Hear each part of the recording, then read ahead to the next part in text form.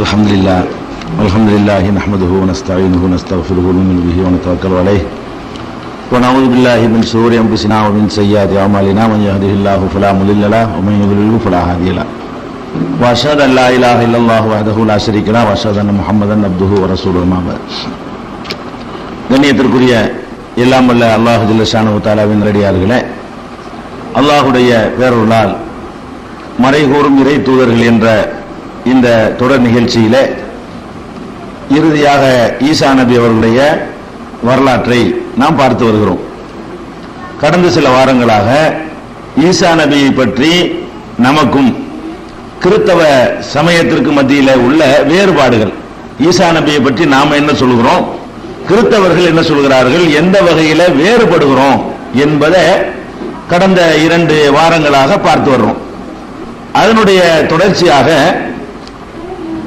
இன்னொரு வேறுபாடு, கடவுளுடைய மகன் சொல்லுவாங்க ஈசா நபிய, நாம அல்லாஹ்வுடைய தூதர்னு சொல்லுவோம். அதுல நம்ம முரண்படுகிறோம். பெரிய வேறுபாடு இது.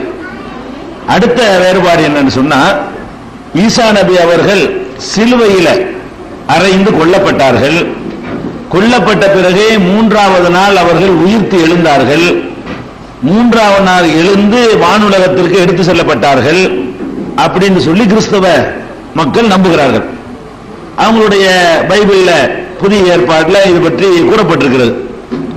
இஸ்லாம் என்ன சொல்லுது என்று கேட்டா, அது இல்ல, ஈசா நபி அவர்கள் சிலுவையில் அறையப்படவே கிடையாது. அறையப்பட்டா தானே அப்புறமேல உயிர் தெளிவ பேச்சே வரும். இஸ்லாம் என்ன சொல்லுதுன்னு கேட்டா, ஈசா நபியில சிலுவையில் அறைய கிடையாது. வேற ஒரு ஆளை பிடிச்சி ஈசா நபின்னு ஆள் மாறாட்டம் பண்ணி அரைஞ்சு விட்டாங்க. ஈசா நபின்னு தப்பா நினைத்து கொண்டு தவறான ஒரு ஆளை பிடிச்சி அங்க உள்ள காவலர்கள் அறைஞ்சிட்டாங்க. ஒரு ஆள் அறையப்பட்டது என்னமோ உண்மை, ஈசா நபியை அறையவில்லை, அல்லாஹ் அவங்கள உயர்த்தி கொண்டான் அப்படின்னு இஸ்லாம் சொல்லுகிறது.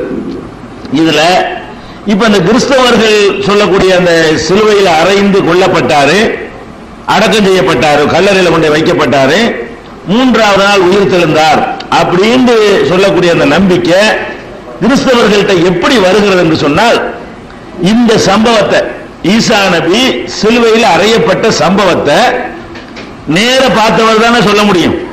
அந்த சம்பவத்தை நாங்க கண்ணால பார்த்தோம், அவர் உயிரோடு எழுந்ததை நாங்க கண்ணால பார்த்தோம் அப்படின்னு சொல்லி அந்த நிகழ்ச்சி நடக்கும் பொழுது வாழ்ந்தவர்கள், அதை கண்ணால் பார்த்தவர்கள் தான் சொன்னா ஏற்றுக்கொள்ள முடியும். ஆனால் இந்த பைபிள்ல இருக்கக்கூடிய 4 சுவிசேஷத்தை எடுத்துக்கொண்டீர்களே, ஆனால் மத்தேயு என்பவர், மார்க்குங்கிறவர், லூக்காங்கிறவர், யோவான்கிறவர், இந்த 4 சுவிசேஷக்காரர்களுமே ஈசா நபி காலத்தில் வாழ்ந்தவங்க கிடையாது.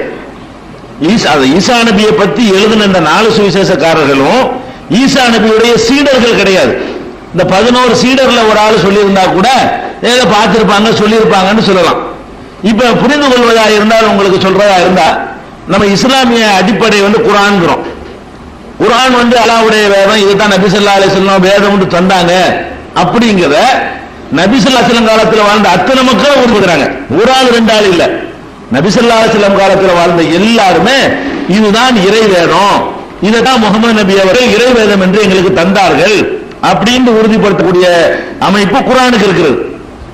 அடுத்து குர்ஆனுக்கு அடுத்து ஹதீஸ்னு வச்சிருக்கோம். இந்த ஹதீஸ்ங்கிறது என்ன? நபி ஸல்லல்லாஹு அலைஹி வஸல்லம் உடைய சொல்லு, செயல், அங்கீகாரம் இவற்றை தொகுத்து வச்சுக்கிறதுக்கு பேர் தான் ஹதீஸ்ங்கிறோம். இந்த ஹதீஸ்களை பொறுத்த வரைக்கும் நம்ம 2 வகையா பிக்கிறோம். ஏற்கத்தக்க ஹதீஸ், ஏற்கத்தகாத ஹதீஸ். ஏற்கத்தகாத ஹதீஸ் தெரியுமா? நபி ஸல்லல்லாஹு அலைஹி வஸல்லம் பத்தி சொல்லக்கூடிய ஒருத்தர் நபி ஸல்லல்லாஹு அலைஹி வஸல்லம் காலத்துல வாழாதவராக, பிறக்காதவராக, பார்க்காதவராக இருந்தாரே, ஆனால் அதை நம்ம ரிஜெக்ட் பண்ணி விட்டுருவோம். நபி ஸல்லல்லாஹு அலைஹி வஸல்லம் சொன்னாங்கன்னு சொல்றதா இருந்தா, அபூ ஹுரைரா சொன்னார்னா அவர் நபி ஸல்லல்லாஹு அலைஹி வஸல்லம் காலத்துல வாழ்ந்தார். இப்னு அப்பாஸ் சொன்னார்னு சொன்னா அவர் நபி ஸல்லல்லாஹு அலைஹி வஸல்லத்தை பார்த்தார். இப்படித்தான் ஒவ்வொரு அறிவிப்பாளர்களையும் நம்ம பார்க்கிறோம்.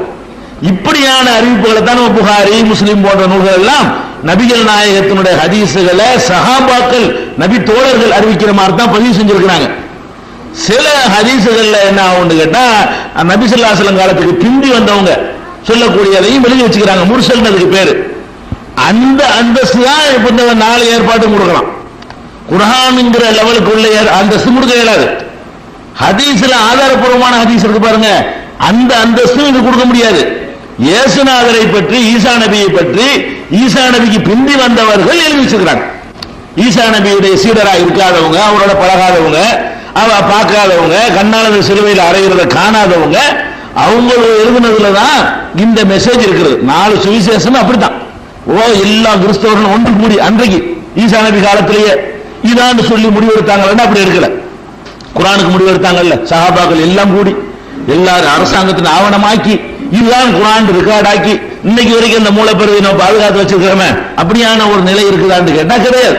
அப்ப ஈசா நபியுடைய சொன்னது போனது வந்ததுகளை எல்லாம் ஈசா நபிக்கு பிந்தி வந்தவர்கள் மத்தேயு, மார்க்கு, லூக்கா, யோவான் போன்றவர்கள் எழுதி வைத்திருக்கிறாங்க. முதல்ல இந்த சம்பவத்துக்கு நேரடி எவிடன்ஸ் கிடையாது. அதாவது ஈசா நபி சிலுவையில் அறையப்பட்டார் என்பதற்கு நேரடி சாட்சி ஐ விட்னஸ் யாரு? ஐ விட்னஸ் எழுதல, நேரடியாக யாரும் என்ன செய்யல. இந்த எழுதின 4 பேருமே அந்த சம்பவத்தை கண்ணால கண்டவர்கள் கிடையாது. அதனால முதல் அடிப்படையே இதை சொல்லக்கூடியவர்கள் பிந்தி வந்தவங்க சொல்றாங்க ஈசா நபி சிலுவையில் அறையப்பட்டார்னு சொல்லி, அவங்க நேரடியாக காணாதவங்க தான். அதனால அது கரெக்டா இருக்கும், அந்த நம்பகத்தன்மை குறைஞ்சு போயிடுது. அடுத்த விஷயம் என்னன்னு கேட்டா, ஈசா நபி சிலுவையில் அறையப்பட்ட விஷயத்தை 4 சுவிசேஷக்காரர்களுமே ஏறுக்குமான நிறைய முரண்பட்டு பேசுறாங்க. கரெக்டான ஒரு உண்மை சம்பவமா இருந்தா ஒரே மாதிரி தானே பேசணும். அந்த சம்பவங்களை சொல்லும் பொழுது பாத்தீங்கன்னு சொன்னா, யோவான் இருக்காரு 4 பேர்ல ஒரு ஆள். அந்த யோவான் என்ன பண்றாருன்னு கேட்டா, இந்த இயேசு சிலுவையில் அறையணும் ஜட்ஜ்மெண்ட் பண்ண உடனே சிலுவையில் அறையணும் அன்றைக்கு உள்ள யூதர்கள் என்ன செஞ்சாங்க, தீர்ப்பு அளிச்சுட்டாங்க. பிலாத்து ஒருத்தர் அப்ப மன்னரா இருக்கார், அவருடைய அரசவையில கூடி விசாரணை நடத்தி இயேசுவை சிலுவையில் நம்ம மதத்தை தூசிக்கிறாரு, நம்மளுடைய மத குருமார்கள் திட்டுறாரு, நம்முடைய பாரம்பரிய நம்பிக்கையெல்லாம் இவர் குறை சொல்றாரு, இவருக்கு மரண தண்டனை கொடுக்கணும் அப்படின்னு தீர்மானம் நிறைவேற்றி உத்தரவு போட்டுறாங்க. உத்தரவு போட்ட உடனே அந்த சிலுவையை எங்கே தீர்மானம், ஜெருசலம்ல வச்சு நடக்குது வழக்கு. ஜெருசலம்ல இருந்து சிலுவையில் அறைந்த இடம் எதுன்னு கேட்டா கொல்கத்தான்னு போட்டிருக்காங்க. கல்கத்தா இல்ல, அந்த கொல்கத்தான்னு அந்த பைபிள்ல குறிப்பிடுறாங்க. அந்த மாதிரி ஒரு இடத்துலதான் சிலுவையில் அறையிறாங்க. இங்க இருந்து அவருக்கு போகணும், எங்க இருந்து ஜெருசலம்ல இருந்து கொல்கத்தாங்கிற இடத்துக்கு போகணும். அப்படி போகக்கூடிய நேரத்தில் சிலுவையை அவர் தோல்ல வச்சு அவரையே சுமந்து கொண்டு போக சொன்னார்கள் அப்படின்னு சொல்லி யோவான் சொல்றார். யோவான்ல 19வது அதிகாரத்துல 17வது வசனம் அதை எடுத்து பார்த்தீங்கன்னா, அவர் தம்முடைய சிலுவையை சுமந்து கொண்டு எபிரேயு பாஷையிலே கொல்கத்தா என்று சொல்லப்படும் கபாலஸ்தலம் என்ற இடத்திற்கு புறப்பட்டு போனார். இயேசு சிலுவையில் அறையிறோம் இல்லையா, கூட்டிட்டு போறாங்க காவலர்கள். எப்படி கூட்டிட்டு போறாங்க, சிலுவையை தூக்கி அவர் ரோட்ல வச்சு தூக்கிட்டு வா. சிலுவைன்னா பயந்து ஒரு ஆள் அறை, சிலுவைன்னா இந்த சிலுவை இல்ல, இது தூக்கிட்டு போயிடலாம். இது ஒரு அடையாளத்துக்கு போடுறது. ஒரு மனுஷனை அறையிறதுன்னா அவ்வளவு பெரிய மரம், மனுஷனை தாங்கணும், அது ஒரு ஆளை தூக்க முடியாது. அந்த மாதிரியான ஒரு பெரிய சிலுவையை தூக்கி தோல்ல வச்சு அவர் தான் தூக்கிட்டு போனார். ஜெருசலேமில் இருந்து கொல்கத்தாங்கிற இடத்து வரைக்கும் தூக்கிட்டு போனார்னு யோவான் சொல்றாரு. இது ஐ விட்னஸ் இருந்தா ஒரே மாதிரி எல்லாரும் சொல்லணும்ல. லூக்கா என்ன பண்றாருன்னு கேட்டா அது இல்லைங்கிறார். சிலுவையை இயேசு தூக்கிட்டு போக கிடையாது, இயேசு சும்மா தான் கூட்டிட்டு போனாங்க. இன்னொரு ஆள் சீமோன் ஒருத்தன் ஒரு ஊர்ல இருந்து வரான், அவனை பிடிச்சி இந்த காவலர்கள்லாம் நீ தூக்கிட்டு வாடா, இதை இந்த சிலுவையில் அறைய போறோம், இதை தூக்கிட்டு வான்னு சொல்லி இயேசு என்ன பண்ணிட்டு இருக்காருன்னா பின்னாடி வர்ற அவங்களுடைய அவருக்கு வேண்டியவர்கள் ஆதரவாளர்களோட பேசிக்கிட்டே வர்றாரு. பெண்கள் பெண்கள்லாம் இருக்கிறாங்க, சில அறிவுரைகளை சொல்லிக்கொண்டு அப்படியே அவர் வாட்டுக்கு சாவகாசமா பேசிக்கிட்டு வர்றாரு. சிலுவையை தூக்கிட்டு வர்ற ஆள் யாருன்னு கேட்டா சீமோன்கிற ஆளு தூக்கிட்டு வர்றாருங்கிறாரு. யாரு? ரெண்டுமே அவங்களுக்கு சமமான வேதம் தான். லூக்காங்கிறவர் சொன்னாலும் அது ஓகே தான், யோவான் சொன்னாலும் அவங்களுக்கு ஓகே தான். அது 2 பேருமே முக்கியமான ஆட்கள் தான். 4 சுவிசேஷமுமே நம்ம புகாரி முஸ்லிம்னு சொல்றோம்ல, அந்த மாதிரி அவங்களுக்கு ஒரு மதிப்புடையது. அப்ப அந்த மாதிரி உள்ளதுல லூக்கா என்ன சொல்றாருன்னு கேட்டா, அதாவது அவர்கள் இயேசுவை கொண்டு போகிற போது நாட்டில் இருந்து வருகிற சிரேனே என்னும் ஊரானாகிய, சிரேனேங்கிற ஊரானாகிய சீமோன் என்கிற ஒருவனை பிடித்து சிலுவையை அவர் பின்னே சுமந்து கொண்டு வரும்படி அதை அவன் மேல் வைத்தார்கள். சிலுவையை பிடிக்கிறதுக்காக வேண்டி நாட்டுல கிராமப்புறத்துல சீரோன்னு சொல்லி ஊர் இருக்குது. அந்த ஊர்ல இருந்து சீமோன் ஒருத்தன் வர்றான், அவனை பிடிச்சி இதை தூக்கிட்டு வாடா, இந்த அறைய போனோம், நீ தூக்கிட்டு வான்னு சொல்லி அது அவன் தோல்ல அவன் மேல் வைத்தார்கள். இவர் அப்புறமேல இவர் தூக்கினார் வரணும், அப்படி வரல. அவர் லூக்கா சொல்லக்கூடியதை அதுக்கு பிறகு அவர் வந்தாருன்னு வரல. அப்ப இந்த லூக்கா 23வது அதிகாரத்துல இந்த வரலாறு இந்த செய்தியை சொல்லிக்கிட்டு வரும்போது அதை சொல்றாரு. லூக்கா 23 அதிகாரத்தில் இதை பார்க்கலாம். அந்த சிலுவையை தூக்குனது போய், அதாவது முக்கியமான ஒரு நிகழ்ச்சி, இயேசு சிலுவையில் அறையப்படுவது என்பது ஒரு முக்கியமான நிகழ்ச்சி. அது எல்லாரும் பார்த்திருப்பாங்க. சிலுவையை யார் தூக்கிட்டு வந்தாங்கிறதுல சண்டை. இவர் தூக்குனார் அல்ல அவர் தூக்குனார்னு சொன்னா அது எப்ப அப்ப அந்த சம்பவம் வந்து சந்தேகத்துக்குரியதாரு. அப்படி நடந்துக்க சான்ஸ் இல்ல, இதை யாரோ வாயில வந்தெல்லாம் சொல்லியிருக்காங்க, அதான் எழுதி வச்சுக்கிறாங்க அப்படிங்கிற மாதிரியான ஒரு நிலைமை வந்துச்சு. சிலுவையில ஒருத்தர் ஒரு மனிதன் கொல்லப்படுறாரு, சாதாரண மனிதர் இல்ல. அந்த சமுதாயத்தில் ஒரு புரட்சி பண்ணுவதற்காக வேண்டி ஒரு பிரச்சாரம் செய்த ஒரு மனிதர், ஒரு தலைவர், அவருக்கு ஒரு கூட்டம் இருக்கிறது, அவர் சிறுபான்மையா இருந்தாலும் அப்படி ஒரு தாக்கத்தை ஏற்படுத்திய ஒரு நிகழ்ச்சி. அதுக்கு பிறகு என்ன, ஒரு அரைஞ்ச பிறகு என்ன நடந்துச்சான், கடல் புரண்டுச்சான், அது கொந்தளிச்சுச்சான், அவருடைய மகிமையை அறிஞ்சவனு தெரிஞ்சுக்கிட்டாங்கிற அளவுக்கு ஒரு முக்கியமான நிகழ்ச்சி. அப்படி ஒரு முக்கியமான நிகழ்ச்சியா இருந்தா அந்த மாதிரி நிகழ்ச்சி எப்ப நடந்துச்சுங்கிற நேரத்தில் ஏதாவது சந்தேகம் வருமா, கருத்து வேறுபாடு வருமா? எப்ப அந்த சம்பவம் நடந்துச்சுங்கிற டைம், நேரத்தில் கருத்து வேறுபாடு வருமா? கருத்து வேறுபாடு வராது. ஆனால் கருத்து வேறுபாடு வருது, எப்படி வருதுன்னு கேட்டா, மத்தேயு, மார்க்கு, லூக்கா 3 பேரும் சொல்றாங்க 6ஆம் மணி நேரத்தில் சிலுவையில் அறையப்பட்டாருங்கிறாங்க. இயேசு சிலுவையில் அறையப்பட்டது எப்பன்னு கேட்டா 6ஆம் மணி நேரத்தில் அறையப்பட்டார்கள் என்று மத்தேயு 27:45 சொல்றாரு. மத்தேயுங்கிறவரு 27வது அதிகாரத்தில் 45வது வசனத்தில் சொல்றாரு. மார்க்குங்கிறவர் 15வது அதிகாரத்தில் 33வது வசனத்தில் சொல்றாரு. லூக்காங்கிறவர் 23வது அதிகாரத்தில் 44வது வசனத்தில் சொல்றாரு. என்ன சொல்றாரு? 6ஆம் மணி. அவங்க டைம் போட்டிருக்காங்கன்னு வைங்களேன், அந்த காலத்தில் உள்ள மணி இப்படி வச்சிருப்பாங்க. ஏதோ ஒண்ணு 6ஆம் மணியில் அவர் சிலுவையில் அறையப்பட்டார். சிலுவையில் அறைந்த நேரம் 6ஆம் மணி நேரம் அப்படின்னு 3 சுவிசேஷக்காரர்கள் சொல்றாங்க. யோவான் என்ன பண்றாருன்னு கேட்டா 6ஆம் மணி நேரத்தில் வந்து பிலாத்துடைய அந்த அரசவையில விசாரிக்கப்பட்டு விசாரணை கோர்ட்டில் வழக்கு நடந்துகிட்டு இருக்கு. 6ஆம் மணி நேரத்தில் 6ஆம் மணி நேரத்தில் பிலாத்துங்கிற மன்னரால இயேசு வந்து விசாரிக்கப்பட்டு இருக்கிறாரு. விசாரிச்சு தீர்ப்பளிச்சு இந்த ஜெருசலேமிலிருந்து கொல்கத்தாங்கிற இடத்து வரைக்கும் ஆளை கூட்டிட்டு போய், அது தூரத்தில் உள்ள இடம், சுடுகையை தூக்கி வச்சியோ அல்லது இன்னொரு வச்சு கூட்டிட்டு போய் அதுக்கு ஒரு 4 மணி நேரமாவது பிடிக்கும். அதுக்கப்புறம் சிலுவையில் அறைகிற அந்த ஃபார்மாலிட்டிஸ் எல்லாம் இருக்குல்ல, அதெல்லாம் சரி பண்ணி ட்ரெஸ் எல்லாம் கலட்டி அதெல்லாம் செஞ்சாங்கலாம் வருது.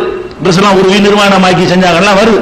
அதெல்லாம் செய்வதற்கு ஒரு டைம் எடுக்கும். கண்டிப்பா 6ஆம் மணி நேரத்தில் விசாரிக்கப்பட்டிருந்தா கண்டிப்பா வந்து 6ஆம் மணி நேரத்தில் அறைய முடியாது. 6ஆம் மணி நேரத்தில் அவர் விசாரிக்கப்பட்டது உண்மையா இருந்தால் ஒரு 10ஆம் மணி நேரத்தில் நிறைவேற்றப்பட்டிருக்க முடியும், அவர் அறையப்பட்டிருக்க முடியும். எந்த நேரத்தில் சிலுவையில் அறையப்பட்டார் என்று 3 பேர் சொல்கிறார்களோ அந்த நேரத்தில் அவருக்கு ஜட்ஜ்மெண்டே வழங்கலன்னு சொல்றாங்க. அவருக்கு என்ன தீர்ப்புங்கிறத வழங்கவில்லை. பிலாத்துடைய சபையில நிப்பாட்டி வச்சு குற்றத்தை விசாரிச்சுக்கிட்டு இருக்கிறாங்க.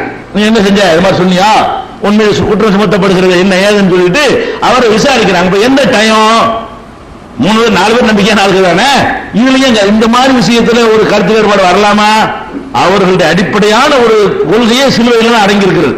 அப்படிப்பட்ட ஒரு கொள்கையை சொல்லக்கூடிய நேரத்தில் 6ஆம் மணி நேரத்தில் அறையப்பட்டார் 3 பேர் சொல்றாங்க.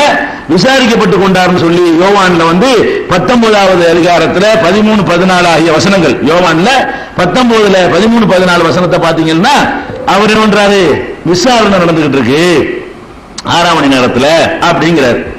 அதே மாதிரி வந்து இந்த இயேசு சிலுவையில் அரைஞ்சாங்கல்ல, அறையக்கூடிய நேரத்தில் அரைஞ்சாச்சு. அறையும் போது அதை எல்லாரும் உன்னிப்பா கவனமா அதை வந்து எல்லாரும் பார்ப்பாங்க.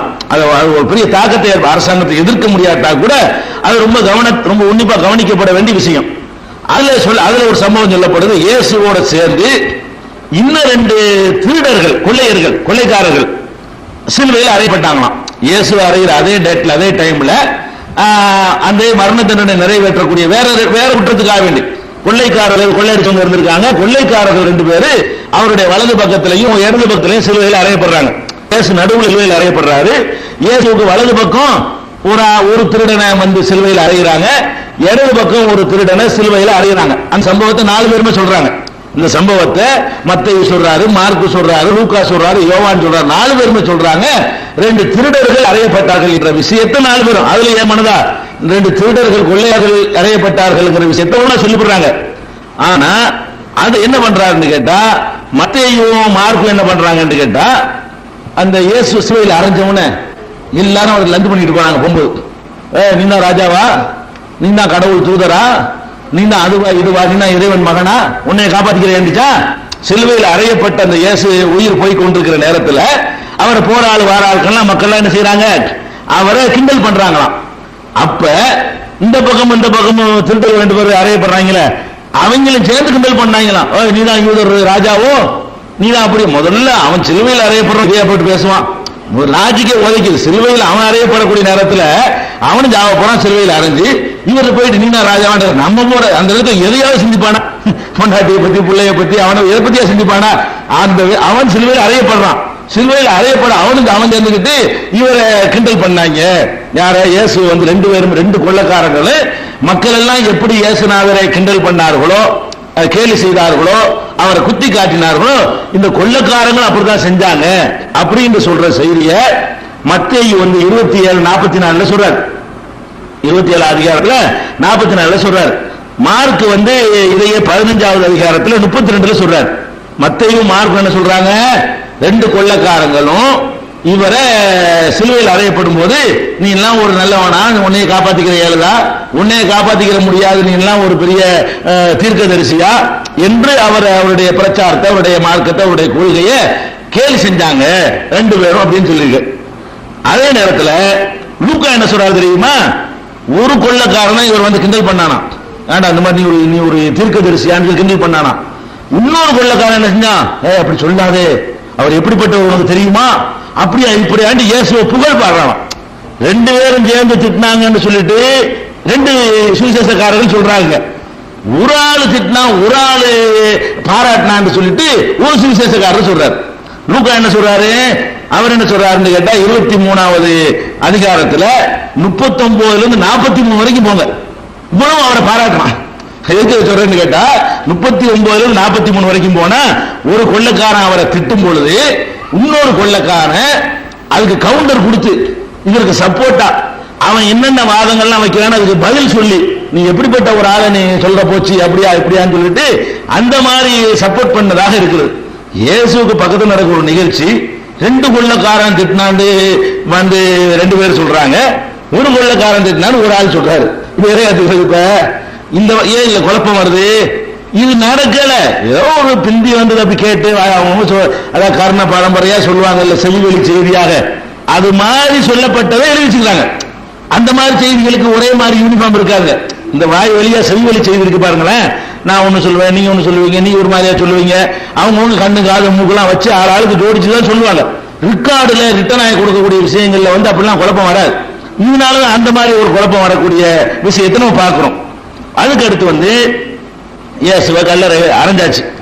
அரைஞ்சு ஒரு கல்லறைக்குள்ள கொண்டு அவரை வச்சு, கல்லறை என்று சொன்னா அது கபருன்னு நீங்க விளங்கிட கூடாது.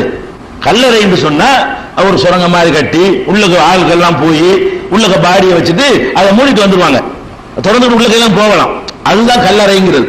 அந்த மாதிரி ஒரு கல்லறைக்குள்ள கொண்டு போய் அவரை வச்சுட்டாங்க. சிலுவையில் அரைஞ்சி அவர் இறந்து போயிட்டாருன்னு தெரிஞ்ச உடனே, கன்ஃபார்ம் ஆன உடனே பாடியை கொண்டு போய் நினைச்சிட்டாங்க அந்த பிலாத்துடைய. அதுல ஒருத்தன் எங்க உடலை தாண்டி கேட்டு வாங்கினாண்டு வருது, ஒரு பணக்காரன் ஒருத்தன் வாங்கி கொண்டு அந்த கல்லறையில வச்சுட்டாங்க. அதெல்லாம் பயந்து இல்ல, கல்லறையில கொண்டு வச்சுட்டாங்க. கல்லறையில வச்ச உடனே அவர் உயிர் தெழுந்தாருன்னு சொல்லணும். இப்ப கல்லறையில வச்சாச்சு, கல்லறையில வச்சவர் நினைஞ்சாரு உயிர்த்து எழுந்தாரு அப்படின்னு நிலைநாட்டணும் இல்லையா? அதுக்காக என்ன செய்யறாங்கன்னா 4 பேரு 4 விதமாக சொல்கிறார்கள். அந்த உயிர் தெழுந்தது எப்படி, அதை பார்த்தது யார் யாரு, அதை முதல்ல கண்டவர் யாருங்கிறது ஆளுக்கு ஒரு விதமா சொல்றாங்க. அந்த அந்த சம்பவத்தை சொல்லும் பொழுது எப்படி சொல்றாங்கன்னு கேட்டா, அதாவது கல்லறையை அடைச்ச உடனே முதல்ல பார்க்க வர்றது யாருன்னு கேட்டா மரியாள் சொல்லி அந்த இயேசுநாதருடைய காலத்துல 3 பேர் இருந்திருக்கிறாங்க. ஒரு மரியாள்னா மரியம் மேரி. இந்த மேரிங்கிறவங்க 3 மேரி இருந்திருக்கிறாங்க. ஒன்னு மகதலேனா மரியாள்னு ஒரு மரியாள், ஈசா நபியோட அம்மா அவங்களும் ஒரு மரியாள் தான், ஈசா நபியுடைய தாயார் இருக்காங்க பாருங்க, அவங்களும் ஒரு மரியாள், இன்னொரு மரியாள் இருந்திருக்கிறாங்க. 3 மேரி அந்த காலத்தில் இருந்திருக்கிறாங்க. பைபிள் பிரகாரம், பைபிளுடைய கருத்து பிரகாரம் மரியம் எத்தனை பேர் இருந்திருக்காங்க? 3 மரியம் இருந்திருக்கிறாங்க, 3 மேரி. மரியம்னா மேரிங்கிறது. அதுல இவர் யோவான் என்ன சொல்றாருன்னு கேட்டா, ஒரு மரியாள் தான் முத உள்ள வந்தாங்க, கல்லறைக்கு வந்தாங்க. உள்ள போய் முத பார்த்தது யாரு? ஒரு மரியாள் தான் கல்லறைக்குள்ள போனாங்க. போய் பார்த்தா பாடியை காணோம். அடுத்த நாள் அறையப்பட்ட அடுத்த நாள் கல்லறைக்குள்ள மூடி வச்சுட்டு பெரிய பாறாங்கல்ல வச்சு அமைக்க வச்சுட்டாங்களாம். அதுக்கப்புறம் இந்த மரியாள் போய் பார்க்கக்கூடிய நேரத்தில் பாடியை காணல. ஒரு ஆள் தான் முத போயிருக்காங்க. ஒரு மரியாள் போனதாக யோவான் 20:1 சொல்றாரு. 20வது அதிகாரத்துல 1 சொல்றாரு. அதே நேரத்தில் லூக்கா என்ன சொல்றாரு தெரியுமா? ஒரு மரியாள் இல்ல, நிறைய பேர் போய் பார்த்தாங்க. ஃபர்ஸ்ட் ஒரு கூட்டமா தான் போனாங்க. அந்த கல்லறைக்குள்ள முதல் பார்க்க போனது வந்து இந்த ஒரு மரியாள் மட்டும் போக கிடையாது, 2 மரியாள் போனாங்க. 2 மரியாள்னா ஈசா நபியுடைய அம்மாவை நீக்கிட்டு, அவங்க அல்லாஹ் தாய் போக மாட்டாங்க, கவலையில் இருப்பாங்க இல்லையா, அதனால அவங்க நீக்கிவிட்டாங்க. 2 மரியாள்களும் யோவன்னாள் ஒரு பொம்பளையும் மற்ற ஸ்திரீகளும் போனார்கள். முத கல்லறைக்கு போனவர்கள் யாரு? ஒரே ஒரு மரியாள் என்று யோவான் 20:1 சொல்லுகிறாரு. லூக்கா 24:10 என்ன சொல்றாருன்னு கேட்டா 2 மரியாள்கள் போனாங்க. யோவன்னாள் ஒரு அப்படி ஒரு பேர் போட்டிருக்காங்க. யோவன்னாள் ஒரு பொம்பளை 3 பிளஸ் மற்ற ஸ்திரீகள், அது ஒரு ஸ்திரீகள் பன்மை வந்து அது ஒரு 3 வச்சுக்கலாம் குறைஞ்சபட்சம். கிட்டத்தட்ட ஒரு 6 பேருக்கு மேல, 6 பேர் 10 பேர் 20 பேர் அந்த மாதிரி ஒரு கூட்டமா தான் கல்லறைக்குள்ள போய் பாக்குறாங்க. பார்க்கும்போது பாடியை காணல, ஒரே ஒரு பொம்பளை போய் பார்த்தான்னு சொல்றாங்க. அந்த பொம்பளை இதுலயும் வருது, அது ஒரு தனியா பார்த்துட்டு இது ஒரு தனின்னு சொல்ல இயலாது. ஏன்னு கேட்டா இந்த கூட்டத்தில் இந்த பொம்பளை இருக்குது. முதல்ல இந்த மரியாதை தான் பார்த்தாங்கிறாங்க. இல்ல மரியாதை இல்ல, மரியாதை இன்னொரு மரியாதை, ஒரு யோவன்னாள், அதுக்கப்புறம் ஒரு கொஞ்சம் பொம்பளைங்க. ஆம்பளை யாரும் போகணும், எல்லாம் பொம்பளை எல்லாம் போய் பார்க்க போயிருக்கிறாங்க. பொதுவாக கபருண்டாலே பொம்பளை எல்லாம் பயப்படுவாங்க. கல்லறையை பாடி வச்சிருக்க இடத்துக்கு போறதுக்கு ஆம்பளை ரொம்ப பயப்படுவாங்க. அதனால முதல்ல ஆம்பளை யாராவது பார்த்திருக்கணும், சீடர்கள் பார்க்க வேண்டியதானே. நான் கேட்கிறேன், இதை போய் வச்சாங்கன்னு சொன்னா சீடர்கள், அதுக்குன்னு ஒரு உருவாக்கின சீடர்கள் இருந்தாங்க. ஒருத்தன் தான் காட்டி கொடுத்துட்டாருன்னு சொல்லிங்க போயிட்டு போறான். 10 பேர் இருக்காங்கல்ல, 10 பேர் யாராவது வர வேண்டியதானே. அவங்க எல்லாம் வரக்கானா, எல்லாம் பொம்பளை எல்லாம் போய் பார்த்தாங்கன்னு சொல்லிட்டு லூக்கா என்ன சொல்றாரு? 24:10 சொல்றாரு. அவரு மத்த என்ன பண்றாருன்னு கேட்டா 2 மரியாள் மட்டும்தான், இந்த யோவன்னாலும் கிடையாது, வேற பொம்பளையும் கிடையாது. அவர் என்ன சொல்றாரு? முதல்ல பாக்குறது கல்லறைக்குள்ள போய் பார்த்தா பாடியை காணா. இந்த பாடியை காணாங்கிற ஐ விட்னஸ் யாருன்னு கேட்டா ஒரு மரியாள் தான் அப்படிங்கிறாரு யோவான். ஒரு மரியாள் கிடையாது, 2 மரியாள், யோவன்னாள் பிளஸ் மற்ற ஸ்திரீகள் அப்படிங்கிறாரு லூக்கா. மத்த என்ன பண்றாருன்னு கேட்டா 2 மரியாள் தான். 2 மரியம்ங்கிற பேர் 2 பேர் இருந்தாங்களே, மேரி, 2 மேரி தான் வந்தாங்களே, வேற யாரும் இல்லைன்னு மத்த 28ல 1-3 வரைக்கும் படிச்சீங்கன்னா 2 பேர் தான் வந்து பார்த்தாங்க. ஐ விட்னஸ் யாரு? இந்த பாடியை காணா போச்சுங்கிறதுக்கு ஐ விட்னஸ், உயிர் திறந்ததுக்கு இல்ல, பாடியை காணல அந்த இடத்துல, அவ்வளவு அதுக்கு தான் சாட்சி. இவங்க கூட எதை போய் பாக்குறாங்கன்னு கேட்டா உள்ள போய் பார்த்தா பாடியை காணோம், அதான் அதுக்கு தான் சாட்சி இவங்கன்னு சொல்றாங்க. அதுக்கப்புறம் வந்து இது இவரு மத்த 28ல 1-3 வரைக்கும் இப்படி சொல்றாரா, 4 பேரும் மாறாங்க. மார்க் வேற சொல்றாரு. அதாவது இதுல வந்து 4 பேருக்கு 4 கருத்து ஆகிப்போயிடுது. மார்க் என்ன பண்றாரு தெரியுமா? 2 மரியாள்களும் சலாமேன்ற ஒரு பொம்பளை, யோவன்னாளுக்கு பதிலா சலாமேன்ற ஒரு பொம்பளை, 3 பேர் வந்து பார்த்தாங்க. 3 பேர் தான். இப்ப 3 பேர்ல கூட 2 மரியாள் ஓகே, அது யோவன்னாளுக்கு பதிலா சலாமே ஆகிக்கிறது. மற்ற ஸ்திரீகள் இவர் சொல்லல. அப்ப வந்து ஒருத்தர் சொல்றாரு ஒரே ஒரு பொம்பளை தான் பார்த்துச்சு, அதை பாடியை காணாங்கிறத பார்த்து ஒரு பொம்பளை. இன்னொருத்தர் சொல்றாரு 2 பொம்பளை. ஒரு பொம்பளைங்கிற 2 பொம்பளைன்னு சொல்லக்கூடிய மேரி மரியாளுங்கிற பேரை சுட்டிடுறாங்க. இன்னொருத்தர் சொல்றாரு 2 மரியாளும் ஒரு யோவன்னாலும் 3 பொம்பளைங்க, இன்னும் பல பொம்பளைங்க அப்படிங்கிறாரு. இன்னொருத்தர் சொல்றாரு 2 மரியாளு சலாமே அப்படிங்கிறாரு. இது யார் சொல்றாரு? மார்க் சொல்றாரு 16ல 1-5. இப்ப பாடியை போய் பார்க்க போறாங்க. முக்கியமான ஒரு தலைவர் இறந்து போயிருக்கிறாரு, கடவுளுடைய மகன், பெரிய அதிசயங்கள்லாம் நிகழ்த்திருக்கிறாரு, அப்படிலாம் நம்பக்கூடிய ஒரு இருக்குன்னு அது போய் பாக்குறாங்க. போய் அவர் போய் பக்தி கொண்டவர்கள் தான் போய் பாக்குறாங்க. அவரை ஏற்றுக்கொண்டவங்க இவங்க எல்லாம் ஏற்றுக்கொண்டவங்க பார்க்கக்கூடிய நேரத்தில் பாடியை காணோம். அதை போய் பார்த்தது யாரு? முதல்ல கல்லறைக்குள்ள போய் பார்த்தது யாருன்னு கேட்டா பாடியை காணல. 4 கருத்தாச்சு, 4 சுவிசேஷக்காரர். அது வந்து ரிவாயத்து பலவீனமா இருக்குது, அறிவிப்பாளர் வரிசை வந்து ரொம்ப முரண்பாடா இருக்கிறது. நம்ம எல்லாம் ஹதீஸ்ல இப்படி தான் ஏற்றுக்கிறோமா? நபி மொழியில அந்த மாதிரிலாம் தூக்கி போட்டுவோம். இதெல்லாம் இப்படி 2 பேர் சொன்னாங்க தூக்கி போட்டுருவோம். அவங்களுக்கு அந்த வரமுறை இல்லாம வந்து அதுவும் சரிங்கிறாங்க. 4 இப்படி சரியா இருக்குமா? 4 சரியா இருக்க முடியாது. அதுக்கப்புறம் வந்து வர்றாங்களா, வர்றதுல வித்தியாசம். வந்த உடனே சில பேர் என்ன சொல்றாங்கன்னு கேட்டா இவங்க எல்லாம் வர்றாங்க, 1 ஆளோ 2 ஆளோ 3 ஆளோ 4 ஆளோ 10 ஆளோ வர்றாங்க. 4 பேர் வச்சுக்கிறோம். வரும்போது கல்லு ஏற்கனவே புரட்டப்பட்டு இருக்குது, ஓபன் பண்ணி இருக்குது அப்படின்னு சில சுவிசேஷக்காரர்கள் சொல்கிறார்கள். சில பேர் என்ன செய்யறாங்க, அவங்க போய் நின்ற உடனே ஒரு தேவதூதன் இறங்கி வந்து அந்த கல்லை புரட்டினா, இத்தப்படிய கல்லை நம்ம எப்படி புரட்டுறது அப்படின்னு அவங்க பேசிக் கொண்டிருக்கும் பொழுது அவங்க கண்ணு முன்னாடி அந்த கல்லு புரட்டப்படுதுன்னு சொல்லிட்டு சில பேர் சொல்றாங்க. சில பேர் என்ன சொல்றாங்கன்னா, வந்தாங்களா கல்லு திறந்து கிடக்குது, ஆல்ரெடி ஏற்கனவே திறந்து கிடக்குதுங்கிறாரு சில பேர். இந்த பெண்கள் எல்லாம் பார்க்க வரக்கூடிய நேரத்தில் அந்த கதவு, அந்த கல்லறையை மூடி வச்சிருந்தாங்கல்ல பெரிய பாறாங்கல்ல வச்சு, அந்த பாறாங்கல்ல நீக்கினா தான் உள்ள போக முடியும். அந்த பாறாங்கல்ல நம்ம எப்படி நீக்குவோம், பொம்பளைக்கு முடியாத கஷ்டமா இருக்குமே அவங்க நினைச்சுக்கிட்டு இருக்கும் பொழுது ஒருத்தர் வந்து இறங்கி அதை பத்தி சொல்ற கதையை கேளுங்க. எப்படி சொல்றாங்கன்னு கேட்டா, அந்த வந்தாங்க இல்லையா, யாரு ஒரு ஆளுங்கிற ஒரு 2 ஆளோ 3 ஆளோ 4 அறிவிப்பு வச்சுக்கிடுவோம். வரும் பொழுது அந்த கல் அவங்க முன்னாலதான் புரட்டப்படுகிறது. கல் வந்து யார் முன்னாடி, இந்த வந்திருக்கிற மக்கள் மத்தியில வச்சுதான் புரட்டப்படுது. தேவதூதன் வந்து புரட்டல், தேவதூதன் வந்து உள்ள போக முடியல என்ற உடனே தேவதூதன் எத்தனை பேர் வந்தாங்க சண்டை தனியா வருது. ஒரு தேவதூதன் வந்தாரு, 2 தேவதூதன் வந்தாருங்கிற மாதிரிலாம் வருது. அந்த வித்தியாசம் அப்புறம் வச்சுக்கிடுவோம். இப்ப வித்தியாசம் என்னன்னு கேட்டா, வர்றாங்க இப்படி உள்ளக போறதுன்னு முடிக்கிறாங்க. உடனே தேவதூதன் வந்து ஒருத்தர 2 பேரை வந்து என்ன செய்றாங்க, இவங்களுக்கு உதவி செய்யறதுக்காக வேண்டி இந்த கல்லை புரட்டி இப்ப உள்ளக போங்க அப்படின்னு சொன்னாங்க. இவங்க வந்துதான் கல்ல மூடிதான் இருக்குது, மூடப்பட்டு தான் இருக்கிறது, கல்ல வந்துதான் புரட்டினாங்கன்னு வழங்குது. இது யார் சொல்றாருன்னு கேட்டா, வந்தவர்கள் முன்னிலையில் தான் கல்லு புரட்டப்பட்டுச்சுன்னு சொல்லி மத்தேயுல 28:1-3 வரைக்கும் பார்க்கலாம். மத்தேயு என்ன சொல்றாருன்னு கேட்டா 28 அதிகாரத்துல 1-3 வரைக்கும் சொல்றாரு.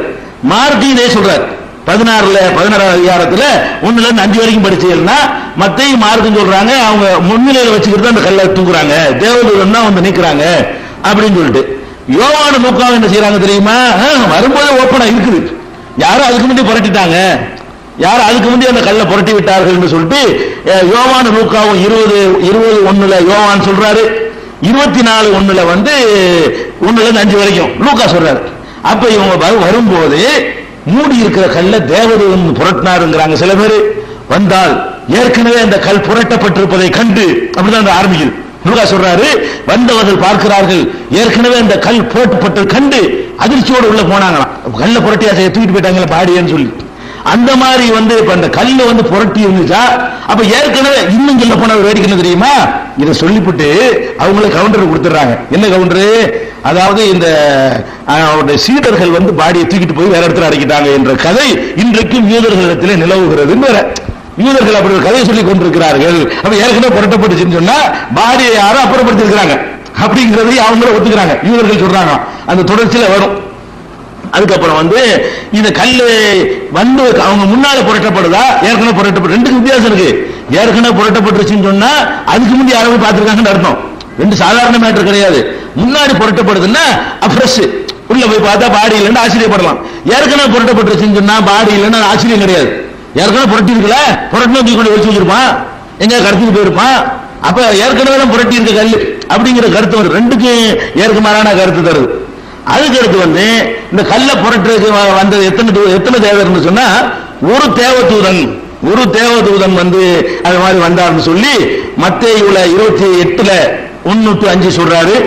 மார்க்ல 16-1-5 வரைக்கும் படிச்சீங்கன்னா ஒரு தேவதூதன் தான் அங்க வந்தது. அந்த கல்லறையில வந்தது எத்தனை பேரு, ஒரு தேவதூதன் அப்படின்னு இருக்கு. 2 தேவதூதர்கள் வந்தாங்க. அவங்க தான் சொல்றாங்க இவங்கள்ட்ட, நீங்க யாரை தேடுங்க, இயேசுவையா தேடுகிறீர்கள், உயிரோடு உள்ளவரை மரித்தோர் இடத்துல தேடலாமா அப்படின்னு கேட்டாங்களாம்.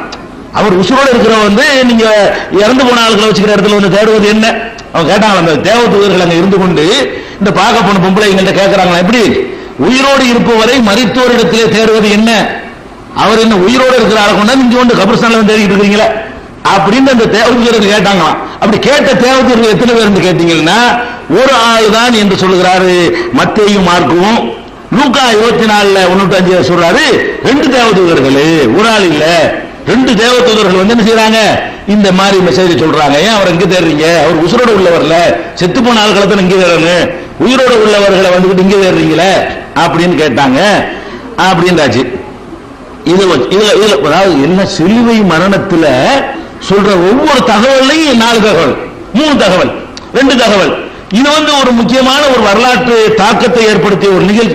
காந்தி எத்தனை மணிக்கு சுடப்பட்டாருங்கிறது 9 அறிவிப்பு வருமா, காந்தியை பத்தி இத்தனை விஷயங்களை என்ன திண்டாரு போனாருங்கிறதெல்லாம் கருத்து வேறுபாடு வரும். எந்தெந்த ஊருக்கு போனாருங்கிறதுல சும்மா என் ஊருக்கு வந்தாரு நான் அடிச்சிருவேன் அதெல்லாம் வரும். எத்தனை மணிக்கு காந்தி செத்தாரு கொல்லப்பட்டாருன்னா அவர் ஒரு தலைவர், அவர் இறந்த செய்தி உலகத்தில் எல்லாரும் ஒரே மாதிரி தான் சொல்லுவாங்க.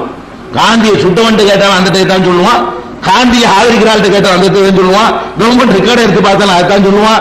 எல்லா பேப்பர்லையும் தந்தியில இருந்து மணியில அந்த காலத்துல காந்தி சுடப்படும் பேப்பர்லாம் இருந்தா அதை புரட்டி பாத்தீங்கன்னா 8:20 மணிக்குன்னு சொல்லித்தான் ஒரு டயத்தை யாவும் இருக்கு. எத்தனை மணிக்கு அவர் சுடப்பட்டாரோ அந்த டயத்தான் கரெக்டா இதுல கருத்து வருமா, அப்ப இவர் ஒரு முக்கியமான ஒரு சம்பவத்தில் வந்துகிட்டு அவர் இதுலதான் உயிர் தெளிந்தாரு நம்ப இவங்க சொல்ல வச்சா நம்ப வேண்டியது இருக்குது. எந்த ஒரு பொருளும் கிடையாது.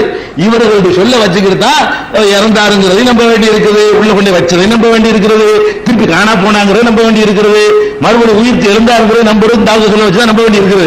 இந்த ஆளுகளை முரண்பட்டு அப்படி நம்புறது. முதல்ல இவங்க நம்பகமானவர்களான்னு ரெண்டாவது விஷயம் கரெக்டான வச்சுக்கிறோம். 4 பேர் 4 விதமா சொன்னா இப்படி உண்மையா இருக்கு. இதை சிந்திச்சு பார்த்தாங்கன்னா இப்படி பேச மாட்டாங்க. பின்னாடி இந்த சித்தாந்தம் நுழைச்சிருக்கிறாங்க, அதான் நல்லா வழங்கு. அதுக்கு அடுத்தது இந்த தேவதூதர்கள் இருக்காங்கல்ல, எப்படி வந்தாங்க? தேவதூதர்கள் வந்தாங்கல்ல, ஒரு ஆளு 2 ஆளை விட்டுருவோம். இந்த தேவதூதர்கள் எப்படி வந்தாங்கன்னு சொன்னா, கல்லறைக்குள்ள திறந்து இருக்கிற பாக்குறாங்கல்ல, திறந்து உள்ளக போனா கல்லறைக்குள்ள ஏற்கனவே உட்கார்ந்துட்டு இருக்காங்க தேவதூதர்கள். இந்த கல்லை புரட்டி போட்டு ஏற்கனவே உட்கார்ந்து விட்டு இருக்கிறாங்க அப்படின்னு மார்க்கு சொல்றாரு.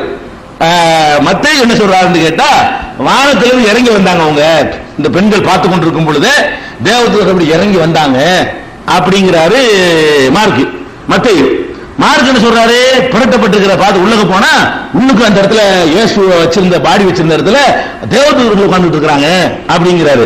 லூக்கா என்ன சொல்றாரு தெரியுமா, இறங்கி வந்ததெல்லாம் பார்க்கல, இப்படி முழிச்சுக்கிட்டு இருக்கும் பொழுது திடீர்னு நிக்கிறாங்க, பின்னாடி தேவதூதர்கள் நிக்கிறாங்க அப்படின்னு சொல்லி பின்னாடி வந்து நின்னாங்கன்னு சொல்றாரு. யாரு அவங்க? இவங்க பார்க்கல, இவங்க பார்க்கும்போது இறங்குனாங்களா, பார்க்காதபடி பேக் சைட்ல வந்தாங்களா, அல்ல ஏற்கனவே ஆல்ரெடி போய் உட்கார்ந்து இருந்தாங்களா? இதுல கருத்து வேறுபாடு. யாரு ஏற்கனவே கல்லறைக்குள்ள தூதர்கள் உட்கார்ந்து இருந்தாங்க மார்க்ல 16:5 சொல்றாரு. வானத்திலிருந்து இவங்க கண்ணு முன்னாடி இறங்குனதாக மத்தேயு 28:105 சொல்றாரு. லூக்கா என்ன செய்யறாருன்னு கேட்டா, திரும்பி பின்னாடி வந்து 2 பேர் நிக்கிறாங்க தேவதூதர்கள் அப்படின்னு சொல்லிட்டு அவர் 24:5 சொல்றாரு. யாரு? லூக்கா சொல்றாரு. இது ஒரு முரண்பாடாயிருச்சு. அதுக்கு அடுத்தது சிலையில அறையிறாங்க. ஒரு மனிதன் கடைசியா ரசூல் ஸல்லல்லாஹு அலைஹி வஸல்லம் கடைசி வார்த்தை என்னன்னு கேட்டா எல்லாரும் ஒரே மாதிரி சொல்லுவாங்க. மரணிக்கும் போது நபி ஸல்லல்லாஹு அலைஹி வஸல்லம் வாயிலிருந்து வந்த கடைசி வார்த்தை என்ன? அர்-ரஃபீகுல் அலா. இதுதான் ரசூலுல்லாஹ் சொன்னாங்க. எல்லாரும் ஒரே மாதிரி, ஒருத்தர் கூட மாத்திக்கிட்டு வேற மாதிரி சொன்னாங்கன்னா சொல்லல. ஏன்னா கடைசி வார்த்தை என்பது முக்கியமான தலைவர்களுடைய கடைசி வார்த்தை உன்னிப்பா கவனிக்கப்படும். கடைசி ஆக்ஷன்ல செத்தா தான் கவனிக்க முடியாது. இந்த மாதிரி அறிவித்து விட்டு அது இந்த மாதிரி கொல்லப்படுற தண்டனை நிறைவேற்றப்படும் பொழுது இன்னும் உன்னிப்பாக கவனிக்கப்பட வேண்டிய ஒரு சம்பவம். அப்ப கடைசியாக அவர் என்ன சொன்னாருங்க பொழுது 3 பேர் என்ன சொல்றாங்க தெரியுமா? அதாவது லூக்கா மட்டும் சொல்றாரு. என்ன சொல்றாருன்னு கேட்டா, தேவனே என் ஆவியை, என்ன உயிரை நான் உன்னிடத்தில் ஒப்பு வைக்கிறேன். அவர் ரொம்ப மகிழ்ச்சியோட அது ரொம்ப சந்தோஷமா உயிரை கொடுக்க ரெடி ஆகுறாருன்னு சொல்லி லூக்கா சொல்றாரு. அதனால லூக்காவுடைய மட்டும் இவங்க வேற லாங்குவேஜ்ல மொழிபெயர்த்து போடுவாங்க. லூக்கா இதுக்கு மட்டும் எக்ஸ்ட்ரா முக்கியத்துவம் கொடுப்பாங்க. ஏன்னு கேட்டா லூக்கா மட்டும்தான் மனமோந்து பலியானார்னு சொல்றாரு. லூக்கா என்ன சொல்றாருன்னு கேட்டா, பலியாகக்கூடிய நேரத்தில் கடைசி அவர் என்ன வார்த்தை சொல்றாரான்னு சொல்லிட்டு கேட்டா, என் ஆவியை ஒப்புவிக்கிறேன் என்று கடைசியாக கூறினார். தேவனே என்னுடைய ஆவியை உன்னிடத்தில் ஒப்புவிக்கிறேன் எந்த அதுக்கு பயப்படவே இல்லையா. இந்த சிலுவையில் அறையிறதை பத்தி அதை பத்தி கொஞ்சம் கூட சலனப்படாம, கொஞ்சம் கூட கவலைப்படாம, ரொம்ப இறைவனே கடவுளே என்னுடைய உயிரை நான் என்னுடைய ஆவியை உன்னிடத்தில் ஒப்புவிக்கிறேன் அப்படின்னு கடைசியா சொன்னாரு. யாரு? இயேசு சொன்னார்னு சொல்லி லூக்கா 20:15 சொல்றாரு. மத்தேயு மார்க்லாம் என்ன சொல்றாங்கன்னு கேட்டா, சிலுவையில் அரைஞ்சவன கத்துறாராம் கடைசி வார்த்தை, ஏலி ஏலி லாமா சபக்தானிங்கிறார். அந்த லாங்குவேஜ் அது அந்த பாஷையில, எபிரேயு பாஷையில உள்ள வார்த்தை இது. ஏலி ஏலி லாமா சபக்தானிங்கிறது எபிரேயு மொழி. அதுக்கு அர்த்தமும் உங்களே போட்டிருப்பாங்க. இந்த சொல்ல போட்டுட்டு என் தேவனே ஏன் என்னை கைவிட்டீர் என்று இவருக்கு அர்த்தமாம் அப்படின்னு போட்டிருப்பாங்க. அதுல ஏலினா என் இறைவனே, 2 பேர் ஏலிங்கிறார்ல, என் இறைவனே லிமா சபக்தானினா ஏன் என்னை கைவிட்டீர்னு அர்த்தமா அப்படின்னு நம்ம சொல்லல, அதுவே போட்டுக்கிறாங்க. அந்த புதிய ஏற்பாட்டில் என்ன பண்றாங்க, அர்த்தம் கொடுத்துறாங்க. அப்ப இவர் சாவு விரும்பலன்னு விளங்குது. என்னை கை விட்டுட்டேன்னு சொன்னாங்க அர்த்தம். என் தேவனை என்னை கை விட்டுட்டு இந்த மாதிரி காப்பாத்தாம இவன் கையை பிடிச்சு கொடுத்து என்னை கை விட்டுட்டேங்கிறாரு. இது 2 பேர் கை விட்டுட்டேன்னு சொன்னதாக 2 பேர் சொல்றாங்க. நான் என் ஆவியை ஒப்புவிக்கிறேன், கொஞ்சம் கூட பதட்டப்படல கவலைப்படலன்றாரு லூக்கா. அப்ப லூக்கா சொல்லக்கூடிய வார்த்தை பிரகாரம் 20:15 பிரகாரம் ஆவியை ஒப்புவிக்கிறேங்கிறாரு. ஆனா ஏலி சொன்னதாக மத்தேயு 27:46 சொல்றாரு. மார்க் 15:34 சொல்றாரு. அதாவது இவர் சாவ விரும்பல, இவர் கடவுளை முறையிற என்னை கை விட்டுட்டேங்கிறத சொல்றாரு.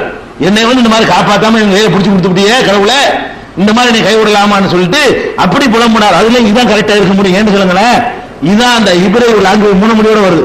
ஏழை ஏழை அவர் சொன்ன வார்த்தை எப்படி டெக்ஸ்டோட சொல்றாங்களே அந்த தமிழ்ல மொழிபெயர்க்காம அவர் சொன்ன அந்த டெக்ஸ்டோட சொல்லப்படுறதுனால இப்படி சொல்லியிருப்பாங்க. இப்படி சொல்லப்பட்டாங்கன்னா விரும்பி பலி கொடுக்கல. விரும்பி பலி கொடுக்கலன்னா நம்ம பாவத்தை சுமந்து கொள்வதற்கு ஒரு பலியானான்னு இப்படி சொல்லுவீங்க. பலின்னு சொன்னா விரும்பி கொடுத்ததுன்னு பலியாக முடியும். நான் என்னை பலி எல்லா பாவத்தையும் சுமப்பதற்கு நானா பலியாகிறேன்னா அதை அவரை ஒத்துக்கலாம். அவர் விரும்பவே இல்லை, ஓடி ஒழிகிறாரு, ஒருத்தன் காட்டி வேற கொடுக்குறான். அதுக்கப்புறமும் அந்த அறையப்படக்கூடிய நேரத்தில் என்ன பண்றாரு, என்னை கைவிட்டியங்கிறாரு. அதெல்லாம் வச்சு பார்த்தா அங்கேயும் ஒரு முரண்பாடு வருவதை பார்க்கிறோம். அதுக்கப்புறம் வந்து இயேசுவை காணாண்டவன அந்த தேவதூதர்கள் சொல்றாங்க. தேவதூதர்கள் என்ன சொல்றாங்க தெரியுமா? ஒரு தேவதூதரோ ரெண்டு தேவதூதரோ இந்த ஒரு பொம்பளைகிட்டையோ ரெண்டு பொம்பளைகிட்டையோ இருக்கிற பொம்பளைகிட்ட பல அறிவிப்பு இருக்குல்ல, ஒரு பொம்பளை வந்தாங்க இருக்கு, ரெண்டு பொம்பளை வந்தாங்க இருக்குது. தேவதூதர்கள் எல்லாருமே ஒரே மணியா சொல்றாங்கன்னு கேட்டா அவர் இங்க இல்ல. நீங்கள் யாரை தேடுகிறீர்களோ, கல்லறைக்குள்ள போன உடனே நீங்க யாரை தேடுகிறீர்களோ அவர் இங்க இல்ல. அவர் உங்களுக்கு முன்னே அவரை போய்கொண்டிருக்கிறார். அவர் போய்கிட்டே இருக்கிறாரு. அவர் என்ன செய்வார்னு கேட்டா அவர் வந்து காட்சி தருவாரு. எங்க காட்சி தருவாரு? அந்த சீடர்களுக்கு காட்சி தருவதற்காக வேண்டி போய்கொண்டிருக்கிறாரு அப்படின்னு சொல்லி அந்த தேவதூதர்கள் சொல்லி அனுப்பிடுறாங்க. இயேசுவை பாடியை காணோம், ஆளையும் காணோம், அது உள்ளக்கையும் பார்க்கல. தேவதூதர்கள் தான் சொன்னாங்களா எப்படி அவர் இங்கே தேடுவது என்ன, அவர் போய்கொண்டிருக்கிறார், நீங்க போங்க அவருடைய சீடர்களுக்கு போய் சொல்லுங்க அவரை உயிர் தெளிந்து விட்டார் போய்விட்டார்னு சொல்லி அவர் சீடர்களுக்கு போய் மெசேஜ் கொடுங்கன்னு சொல்லிட்டு தேவதூதர்கள் சொன்னாங்களாம். அப்படி வந்த உடனே வெளியே வர்றாங்க. வெளியே வந்தா ரெண்டு மரியாள் தானே வந்தாருங்கிறார் ஒரு ஆளு. அந்த ரெண்டு மரியாளுக்கு முன்னாடி டக்குன்னு இயேசு நிக்கிறாராம். வெளியே வந்தவன, நான் தான் இயேசு, என்னை தானே தேடி வந்தீங்க. முதல்ல இந்த ரெண்டு பேருக்கு தான் காட்சி தந்தாரு. இயேசு வந்து ஃபர்ஸ்ட் இந்த உயிர் தெளிந்து கல்லறையில காணாம போயிட்டு உயிர் தெளிந்து ஃபர்ஸ்ட் காட்சி தந்தது யாருக்குன்னு கேட்டா ரெண்டு மரியாளுக்கு காட்சி தந்ததாக வந்து 28:1 28:9 ரெண்டு வசனங்களையும் பார்த்தா இதை நீங்க வழங்கிக்கலாம். அதே போல இவங்க ரெண்டு பேரும் போய் தான் சீடர்கள்ட்ட சொல்றாங்க. இந்த ரெண்டு பேரும் இயேசுவை பார்த்துட்டு, தெரியுமா உங்களுக்கு நாங்க போனோமா, கல்லறைக்குள்ள ஆளை காணோமா, வெளியே வந்தோமா, இயேசு எங்களை பார்த்தாரா, இந்த செய்தி உங்கள்ட்ட சொல்ல சொன்னாரு இப்படின்ற சீடர்களுக்கே சொல்றது யாருதான்? இந்த ரெண்டு பொம்பளைங்க தான் போய் சொன்னதாகவும் அதே மத்தையும் சொல்றாரு. அதுக்கப்புறம் மார்க் என்ன சொல்றாரு தெரியுமா?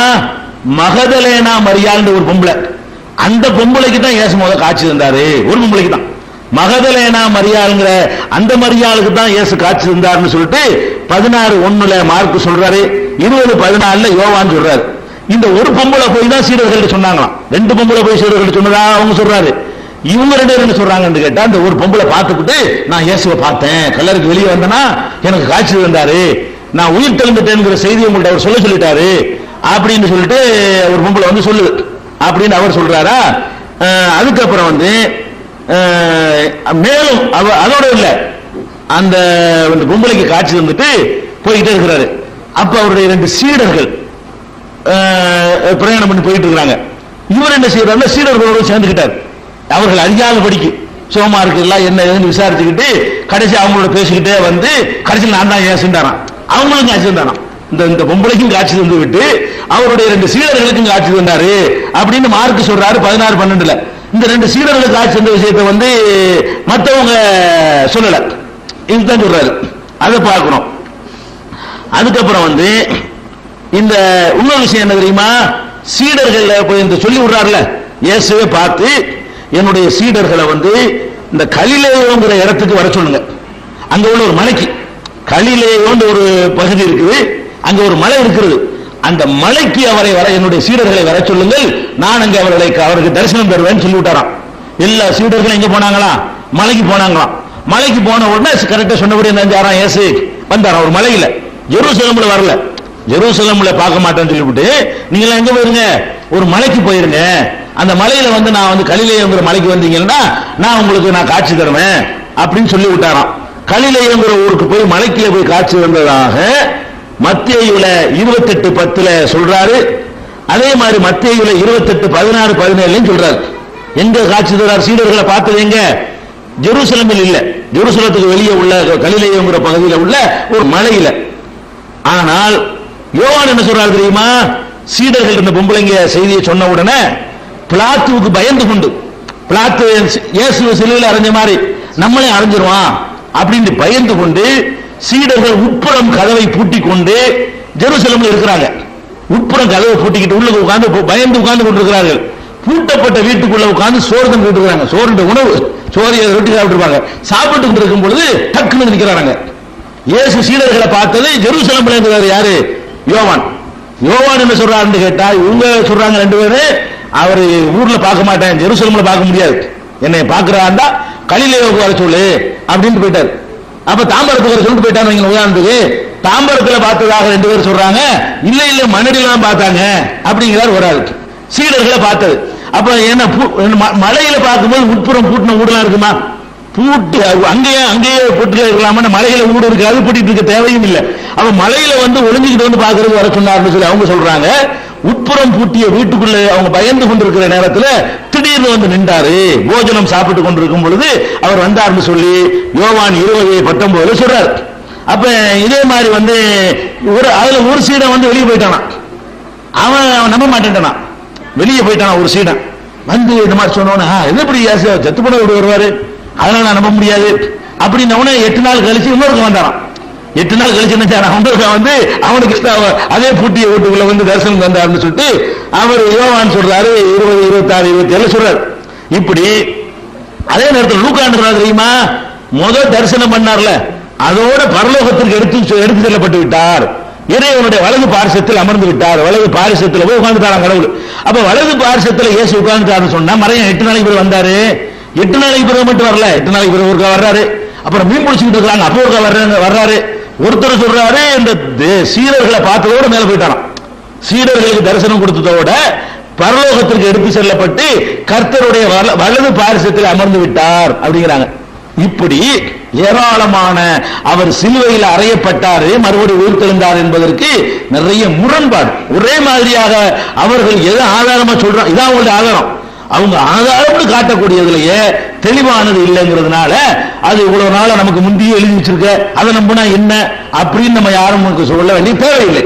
இஸ்லாமிய நம்பிக்கை பிரகாரம் என்னன்னு கேட்டா, அவர்கள் ஈசா நபியை பொறுத்த வரைக்கும் அல்லாஹ் என்ன சொல்றான்னா, அவங்க உயர்த்தப்பட்டு விட்டார்கள், உயிரோட உயர்த்தப்பட்டு விட்டார்கள், கொல்லல, வேற ஒரு ஆளை தான் கொன்றாங்க, ஈசா நபியை கொல்லலன்னு சொல்றாங்க. அதுல கூட நம்ம சமுதாயத்தில் ரெண்டு கருத்து இருக்கு. சில பேர் வந்து ஈசா நபியை கொல்லப்பட்டார்னு சொல்லக்கூடியவர்கள் ரொம்ப சிறுமன்மையா குறைந்த எண்ணிக்கையில் இருக்கிறார்கள். அதுல அதனுடைய கரெக்டான விஷயம் என்ன, ஈசா நபிக்கு உயிரோடு உயர்த்தப்பட்டார்கள் என்பதுக்கு அது குர்ஆன்ல இருக்குதா, அதுக்கு தேன சான்று இருக்கா?